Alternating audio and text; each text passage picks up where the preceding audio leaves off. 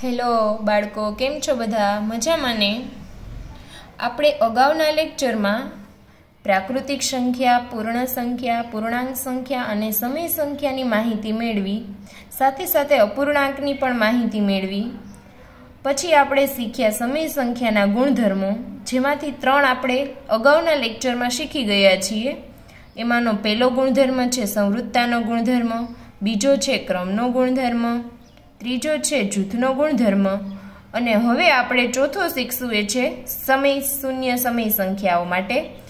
જેમ કે શૂન્ય છે એ સરવાળા માટેની તટસ્થ સંખ્યા છે, એટલે આપણે સમય સંખ્યાઓમાં શૂન્યની ભૂમિકા જોશું.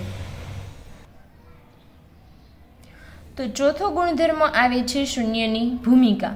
શૂન્યની ભૂમિકા એટલે કોઈ શૂન્ય છે એ આપણને ખબર છે સરવાળાની તટસ્થ સંખ્યા છે, એટલે કોઈ પણ પ્રક્રિયા શૂન્ય સાથે કરવી હોય તો આપણે સરવાળાની ક્રિયામાં કરવી પડશે. તો કોઈ પણ સંખ્યા ધારો કે હું એ લઈશ અને એમાં હું શૂન્ય ઉમેરી દઉં તો પણ મને જવાબ એ જ મળશે. અને બીજી રીતે હું કહું તો કે શૂન્યની અંદર હું કોઈ સંખ્યા ઉમેરીશ તો પણ મને જવાબ એ સંખ્યા જ મળશે. એટલે ધારો કે હું કહી શકું કે એ છે એ આપણે લેશું સમય સંખ્યા. એટલે કહું કે કોઈ પણ સમય સંખ્યામાં હું 0 ઉમેરીશ તો મને જવાબ જે સમય સંખ્યા હશે એ જ મળશે, અને 0માં હું કોઈ સમય સંખ્યા ઉમેરીશ તો પણ મને જવાબ એ સમય સંખ્યા જ મળશે. હવે ઉદાહરણ લઈને કરીએ તો કે ભાઈ -3/5 આ સંખ્યા છે એમાં હું શૂન્ય ઉમેરીશ તો મને શું મળશે તો કે -3/5, અથવા 0ની અંદર હું ઉમેરીશ -3/5 તો પણ મને જવાબ -3/5 જ મળશે. એટલે આ આપણો એ થયો. આ શૂન્ય એમણામ છે, જવાબ પણ આપણને એ મળે છે. શૂન્યમાં મેં ઉમેરો છે એ.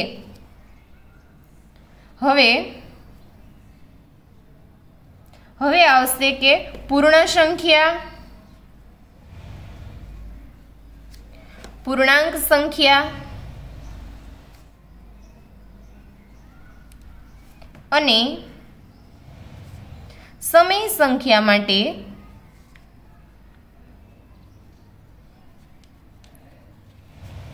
શૂન્યને સરવાળા માટેનો તટસ્થ,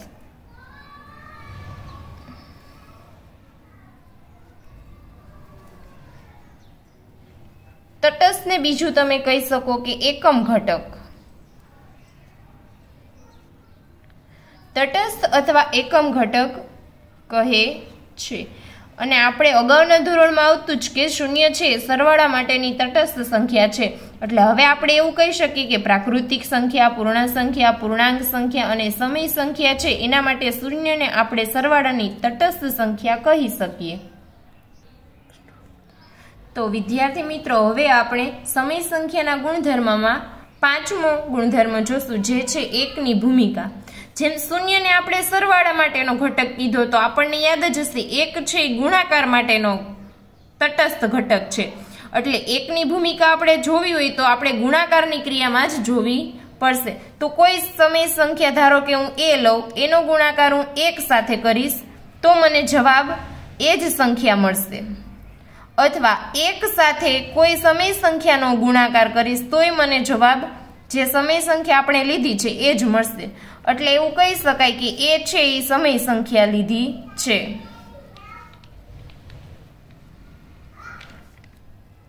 હવે ઉદાહરણ સાથે જોઈશું આપણે કે 2/5 એનો ગુણાકાર હું 1 સાથે કરીશ તો મને જવાબ મળશે 2 એકા 2 અને છેદમાં 5. ઉપરનો ગુણાકાર ઉપર, નીચે કાંઈ સંખ્યા ન હોય તો 1. એવી રીતે આ બાજુ 1 ગુણ્યા 2/5 કરું તો પણ મને 2/5 જ જવાબ મળશે. એટલે આ આપણો એ થયો. એ એટલે કોઈ સમય સંખ્યા. જવાબમાં આપણને એ જ મળે છે અને 1 સાથે હું એનો ગુણાકાર કરીશ તો પણ જવાબ મને એ જ મળશે. હવે એવું કહી શકાય કે પૂર્ણ સંખ્યા, પૂર્ણાંક સંખ્યા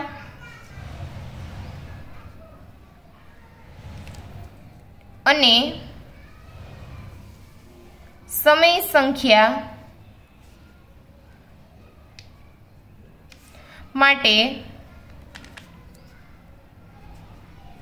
એકને ગુણાકારનો તટસ્થ ઘટક કૌંસમાં એકમ ઘટક કહે છે. તમને ખાલી જગ્યા કે એમસીક્યુમાં પૂછાય કે ગુણાકારનો એકમ ઘટક કયો છે અથવા એમ પૂછે કે ગુણાકારનો તટસ્થ ઘટક કયો છે તો જવાબ આવશે એક. એટલે આ બે શબ્દમાંથી ગમે તે શબ્દ મૂકે તોય તમને આવડવું જોઈએ. હવે આપણે અગાઉ જે જોયું એકવાર જોઈ લઈએ પાછું. તો કે શૂન્ય છે તો એને તમે કોઈ પણ સંખ્યાની અંદર ઉમેરશો તો ઈ સંખ્યા છે એ પોતે જ મળશે, એટલે જવાબમાં કાંઈ તમને ફેર પડશે નહીં. એટલે આપણે શૂન્યને ત્યાં તટસ્થ ગણીએ છીએ. એટલે સરવાળા માટે શૂન્યને તટસ્થ કહેવાય છે. તો ખાલી જગ્યામાં પૂછાય કે સરવાળા માટેનો તટસ્થ ઘટક કયો છે તો લખવાનું કે શૂન્ય. એવી રીતે એક, તો કોઈ પણ સંખ્યાને તમે એક સાથે ગુણાકાર કરશો તો જવાબ તમને એની એ જ સંખ્યા મળશે. એટલે જવાબમાં કોઈ ફેર પડતો નથી. એટલે એક છે એને આપણે ગુણાકારની તટસ્થ સંખ્યા કહી શકીએ. હવે સમય સંખ્યાનો છઠ્ઠો ગુણધર્મ આવે છે એ છે સંખ્યાની વિરોધી સંખ્યા.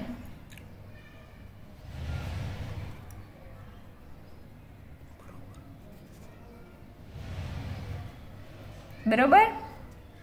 તો સંખ્યાની વિરોધી સંખ્યા, તો એની આપણે ડેફિનેશન એટલે કે વ્યાખ્યા જોશું. જે બે સંખ્યાનો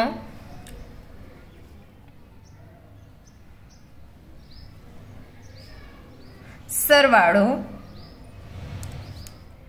શૂન્ય થાય તો તે બે સંખ્યાઓ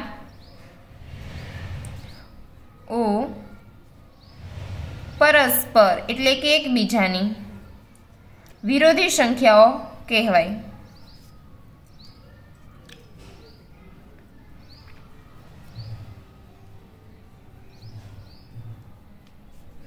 હવે જોઈએ કોઈ પૂર્ણાંક સંખ્યા.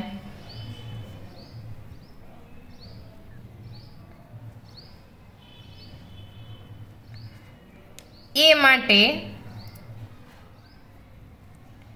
તો એ છે એની વિરોધી સંખ્યા.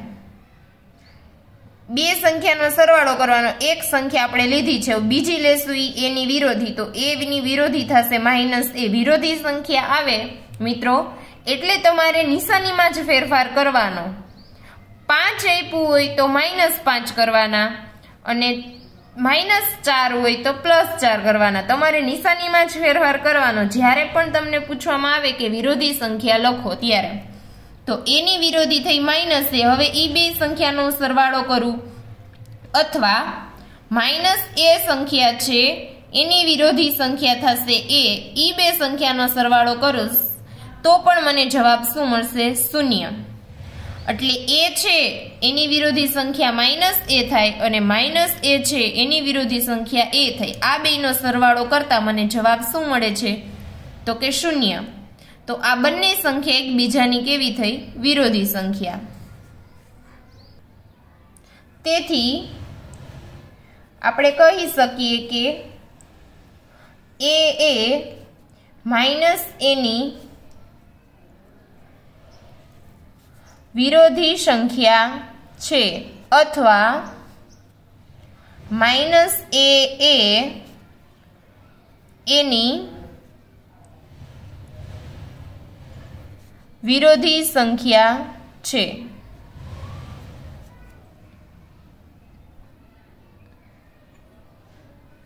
હવે આપણે ઉદાહરણ સાથે જોશું. તો કોઈ એક સંખ્યા હું લઈશ 2/3 અને એની વિરોધી સંખ્યા થશે -2/3. આ બેનો હું સરવાળો કરીશ અને મને જવાબ જો શૂન્ય આવશે તો આ બંને એકબીજાની વ્યસ્ત હશે. બેનો છેદ સરખો છે એટલે લસા આપણે લેવો પડશે નહીં, 3 જ થશે. ઉપર આવશે 2 પ્લસ કૌંસમાં -2 એટલે થશે 2 પ્લસ માઇનસ -2/3. 2 માંથી 2 જાય તો વધશે 0. એટલે જો શૂન્ય આવ્યું એનો મતલબ એવો થાય કે 2/3 છે એની વિરોધી સંખ્યા તમે -2/3 કહી શકો। એટલે આ બંને કેવી થઈ? એકબીજાની વિરોધી સંખ્યા। હવે અપૂર્ણાંકમાં તમારે કેવું હોય તો કહી શકો કે a/b છે એની વિરોધી સંખ્યા તમને મળશે -a/b। અને એક વસ્તુ નોંધ કરીને યાદ રાખવાની,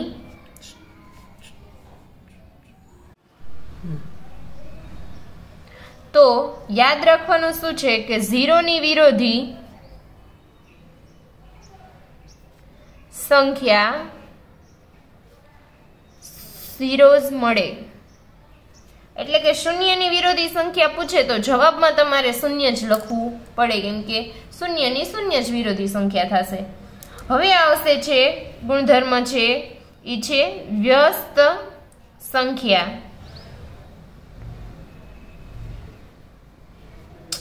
તો વ્યસ્ત સંખ્યા કોને કહેશું? કે જે બે સંખ્યાનો ગુણાકાર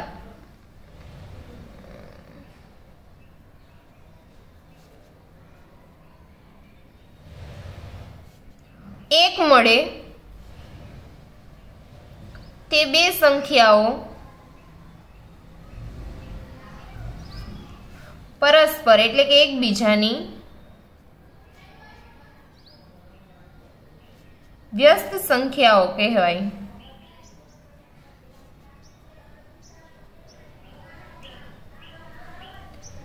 વ્યસ્ત સંખ્યામાં તમારે શું કરવાનું? તો કે અંશ અને છેદમાં ફેરફાર કરવાનો છે, નિશાનીમાં કંઈ ફેરફાર કરવાનો નથી।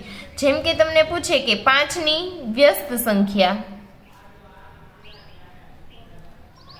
તો 5 છે એ અંશમાં છે તો એને છેદમાં જવા દેવાના, નીચે કાંઈ નથી એટલે આપણે લખશું 1/5। હવે તમે આ સંખ્યા અને આ સંખ્યાનો ગુણાકાર કરશો એટલે કે 5 ગુણ્યા 1/5 કરશો, 5 એકા 5 એટલે આવશે જવાબ 1। એટલે જે બે સંખ્યાનો ગુણાકાર કરતા જવાબ 1 મળે તો એને આપણે વ્યસ્ત કહેશું। એટલે કે 5 અને 1/5 એ બંને એકબીજાની વ્યસ્ત સંખ્યા છે। હવે બીજું ઉદાહરણ જોશું તો કે 2/3 એની વ્યસ્ત સંખ્યા થશે 3/2। હવે આપણે એને ગુણાકાર કરીને જોઈએ તો કે 2/3 ગુણ્યા 3/2, 3 એકા 3, 2 એકા 2, 1 ગુણ્યા 1 એટલે આવશે 1। એટલે આ બંને પણ એકબીજાની કેવી થઈ? તો કે વ્યસ્ત સંખ્યા। હવે નોંધ યાદ રાખવી પડશે। તો નોંધ એવી છે કે શૂન્યની વ્યસ્ત સંખ્યા ન મળે।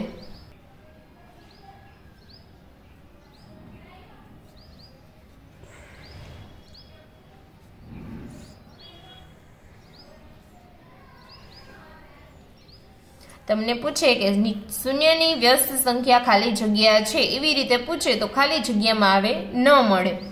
અને એમ પૂછે કે શૂન્યની વિરોધી સંખ્યા ખાલી જગ્યા છે તો જવાબ આવશે શૂન્ય। હવે પછી આવે છે એ છે સમય સંખ્યા માટે ગુણાકારનું સરવાળા પર વિભાજન।